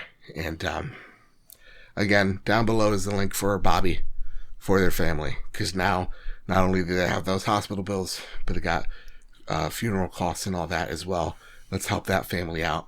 Let's help our friend Kevin out as well. Who leaves behind a family as well. Link to all those GoFundMes. That's what we're going to be doing this week, is remembering our friends. I cannot stress this enough. Wear a mask. Wear it. It saves lives, not just yours. Think about others. I get it. I'm not a doctor. I ain't a scientist. Things can get frustrating sometimes, and you want to return to normal, but you can't force it. We have to be patient. We have to listen to the experts, for God's sakes. Listen.